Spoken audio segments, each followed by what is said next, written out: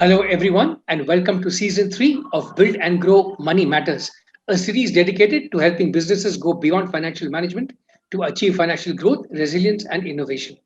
As businesses continue to revive and pivot to newer models in these tough times, your story is proud to partner with HSBC for another season of inspiring conversations, insights, and observations. We feature some of the newest trendsetters in business and stalwarts of the ecosystem to help businesses power the next phase of growth and business continuity. Thanks to the introduction of conversational AI, chatbots and voice assistants are now used by major companies for resolving customer disputes, driving employee engagement, and much more. It also is enabling smart homes. Gartner forecasts that by 2025, businesses that embed AI in their customer engagement platforms will further enhance their operational efficiency by 25%. In the Indian market, conversational AI has witnessed a massive growth, and voice is enabling access even for users in India who cannot afford to have a smartphone. To give us the bigger picture of the conversational AI market, we have with us Saurabh Gupta, founder and CEO of Vernacular.ai. This AI first SaaS business is enhancing customer experience through intelligent voice conversations.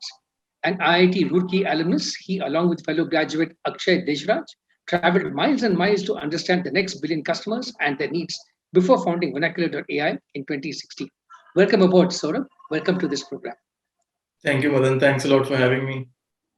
Thanks, Saurabh. Let's begin with your growth story. It's quite a formidable story. You have your vernacular intelligent voice assistant called Viva, can apparently handle over 16 languages today and more than 160 dialects. How have you been able to build this? Madan, I think, like you said, right, there was a point of time when Geo had come in and everyone was talking about people getting access to internet for the first time in their lives, and how rural India is coming online. Google voice searches have been increasing over 200% year on year, and most of it is driven by regional languages. And this was 4 years back, right? When we looked at this data and people talking about a billion people coming online, we started spending time in, with these people to understand what their needs are, and all of that. And, during the process, we realized the biggest challenge these people are going to face when they come online is going to be the language problem, because most of them don't understand English, and all the digital interfaces today exist in English. So that was really the point where we realized that something like this would make sense, building for a voice first world. And so we started building. And of course, if you need to build for these users, you need to cover all the languages. So we ended up covering 16. Thanks, Saurabh. Those are some very interesting, impressive numbers back there. But in addition to the numbers, there's also a lot of nuances in speech. For example, the age of the person, the gender, the sentiment, and so on. So it must have been quite an effort to be able to program all this into your algorithms. Can you tell us about some of the challenges you face by training the AI to handle all these nuances of speech? I think just to understand the complexity of problem, the reason we do not see a lot of voice assistants around us already, vis-a-vis a geography like US, UK, where there are plenty, is because of language challenges. And none of the companies, including the likes of top tech companies globally, have been able to solve this problem. There are a few challenges. The first challenge is when we say languages, we end up saying, oh, India has 22 official languages, right? But it's not about 22 official languages. Hindi itself has 50, 60 dialects. The number of speakers of Bhojpuri, which is one dialect of Hindi, is more than the population of Spain, right? So that is the scale that we are looking at. So when you truly need to solve for India and Indian languages, you don't just have to solve for language, but you also have to solve for dialects. And then accents, how I speak English is very different from, how a person, who's born and brought up in Northeast will speak English, or a person who's born and brought up in South of India will speak English, right? So, and this is what we've seen. And with that, we're building things like sentiment analysis, gender, age detection. All of these are hard technical problems to do. The challenges are multifold. One challenge is that all of these are ML problems. So you need to solve all of them from 0 to 1 from scratch. And also what we see is the data that you need for each of them is very different. And collecting data itself is nothing short of a nightmare, to build this. Thanks, Saurabh. In addition to these challenges of nuances of speech, there's also the question of funding. Can you tell us a little bit about how you raise funding and what kind of expansion you have in mind? We believe you raised about $5.1 million in funding led by Xfinity Ventures and by Kalari Capital. How is this playing out in your growth story? Sure. So we did raise this amount last year as our Series A, and the primary reason to raised the investment was to double down on our India growth numbers and also expand outside India. So we've done fairly well. We've grown our revenue significantly over the last year or so. We've also expanded to Southeast Asia, US, where we now have paying customers. So net, we've been able to expand quite well, even with significant money in the bank, even till now. Thanks, Saurabh. The other big shadow hanging over our heads these days is this coronavirus pandemic. We're now in a very severe phase two. Can you tell us about how you overcame some of the challenges in this phase, and maybe what are some lessons you learned which our audience can also take away? Saurabh? Sure. I think it's important to. There's been a lot talked about the first wave of COVID last year, but the second wave of COVID has been a different level of challenge altogether.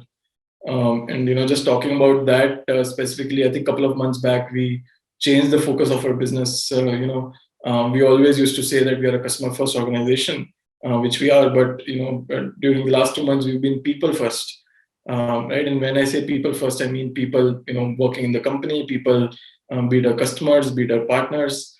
We know the kind of challenges people were facing, so we built a task force internally in the team to help our customers, partners, and internal team members to scout or to look for, let's say, oxygen concentrators, cylinders, book hospital beds. We, give monetary support to all our, team members, and we gave them as much time as they needed to, take. And it was not just about them being impacted.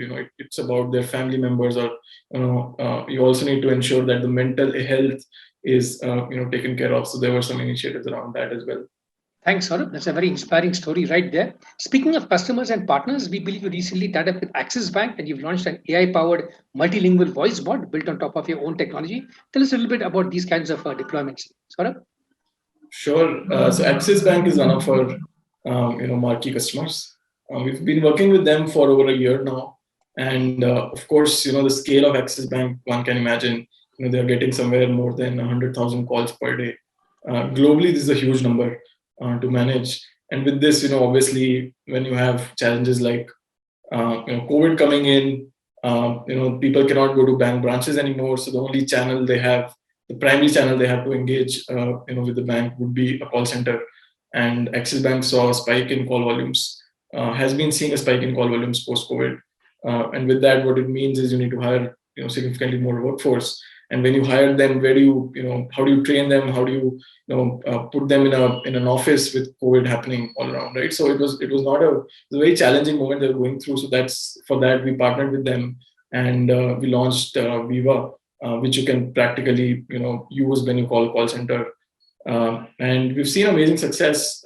Axis Bank is already seeing ROI. They've been talking about it out there themselves. And there has been significant automation they've done on the IVR and the queries that agents were doing. So as a user, if you spend 10 to 15 minutes on wait time earlier, now that time is practically zero with the bot coming in.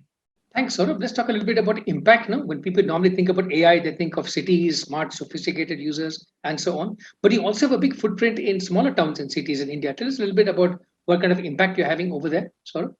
Sure. So our customers, I think important to understand, our customers are enterprises. We are a B2B2C company.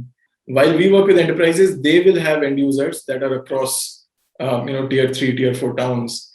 And these end users are non-English speaking users. And when they are engaging with, the enterprises that we work with, that is where our multilingual voice assistants come into picture. The user journey for them before was, going to the IVR, getting stuck in English or Hindi. They don't understand the language. They get connected to an agent who again does not speak anything other than English or Hindi. But now using our product, they can talk practically in 10 12 languages. And that's how we solve the problem. Thanks, Saurabh. That's quite an in-depth understanding you have of your customers. Let's talk a little bit about the future now. Where are you planning to be in the next 18 to 24 months, for example? We believe that the voice adoption of AI is accelerating. It's going to be anywhere from $35 to $50 billion in 2025 as a market. What are you planning to play out in this space? Where do you plan to be in the next 2 years? Saurabh? So we are, of course, expanding significantly. We are growing significantly. We're planning to, hire 300 people in the next 12 to 18 months. And, while we do that, we plan to grow the revenue numbers 10x, over the next 24 months. right? So that's the primary focus, and this growth is going to come not just from India but also outside India. So of course, India is working out very well for us. We have most of the large institutions as our customers. So this is where we double down significantly. But also we've got like a few wins in Southeast Asia and US, and some people of our leadership team will be moving to US also. In the next few months, and that's where large part of our growth will come from. Those are some very impressive growth numbers there, Saurabh. Tell us a little bit more about the job outlook. Obviously, a lot of people are very worried, not just about the pandemic now, but about the economic slowdown. There's news about retrenchment, there's news about pay cuts. But at the same time, you seem to have quadrupled your workforce and you may be doubling your headcount in the financial year. How are you managing all this growth and what are the implications for hiring, for talent, and so on? Saurabh? Sure. Right. So at no point of time, we went through any sort of salary cut or anything like that. In fact, we've had like appraisals twice in the last 12 months for our team members.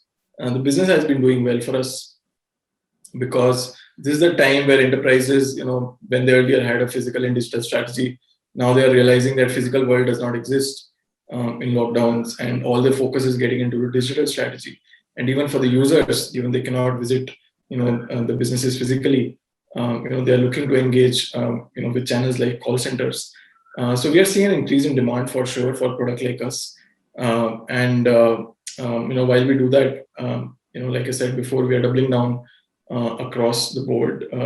We are hiring people significantly, and we're hiring them as fast as we can. That's very encouraging news for our audience, I'm sure, Saurabh. You talked about global growth a while ago, and you believe that you recently expanded into the Southeast Asia market as well. And obviously, being digital has helped you expand much easier and much cheaper overseas. So, can you tell us a little bit about some other global markets you plan to go to, which Southeast Asian markets in particular, any other markets in Asia or elsewhere, Saurabh? Sure. So, at least for the next year or so, our focus is two geographies outside India. One is Southeast Asia and one US. That's where we want to maintain our focus. These are very large markets, and we are seeing great traction for the product. So we want to double down here, make sure that we are the number one player. It's of course become much easier to expand outside India post-COVID. Earlier, the expectation enterprises had was, if you are an enterprise sitting in US, you would expect, someone to come to you, spend time with you, someone take you to, lunch or a dinner. That's how you sort of build a relationship and close a deal. But after COVID, now you cannot meet physically. So you might be sitting in Bangalore and act as if you're sitting in New York or San Francisco, right? All you have to do is work in the nighttime, and you can build relationships over Zoom. That's how it's working out, and that has worked quite well for us. So our team sitting in India has been able to crack both US and Southeast Asia, whereas in a pre-COVID world, it would have been very hard to do. However, as the world improves and we are getting back to offices, we are going to be building local teams as well.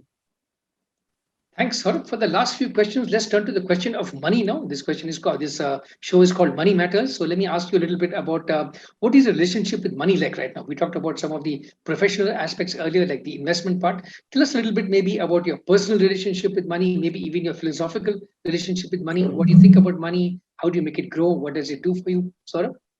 Sure. I think the relationship with money or the thought process has been changing, honestly, every couple of years. Started the company straight out of college. For the first year, we didn't have any money, me and my co-founder, and we were practically borrowing money from our parents.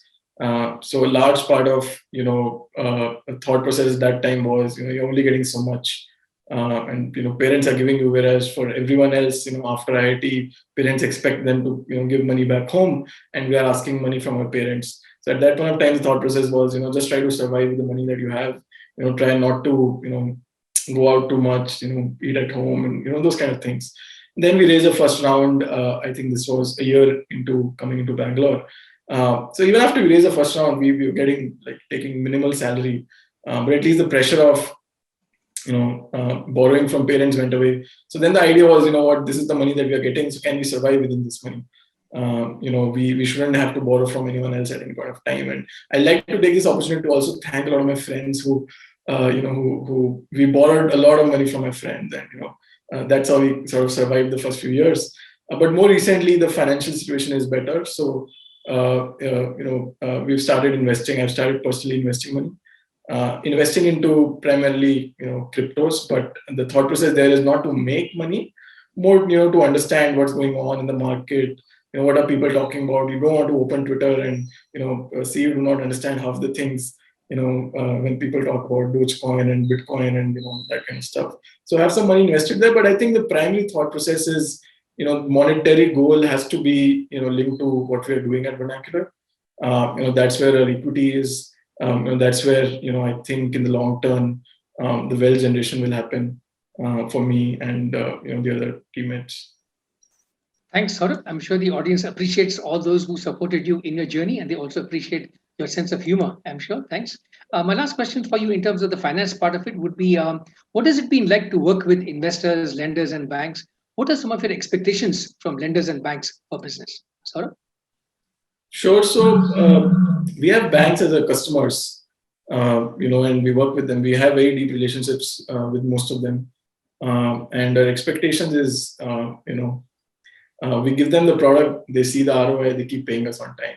Right. So there are no expectations beyond this. We've not taken any lending, product for Vernacular as of now. However, from investors, we've had some great investors on board, and the expectation from them is to keep supporting us through thick and thin.